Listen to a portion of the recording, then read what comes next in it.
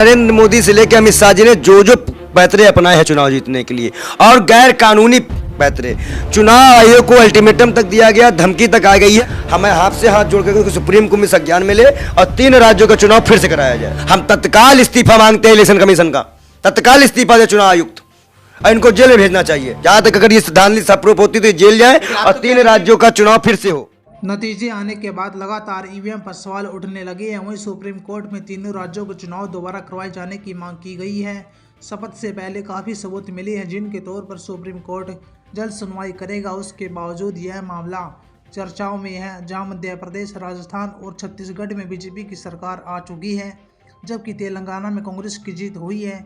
अब लगातार बयान सामने आ रहे हैं। सभी की ओर से मांग की गई है तीनों राज्यों में ईवीएम धांधली हुई है और यह चुनाव दोबारा करवाए जाए।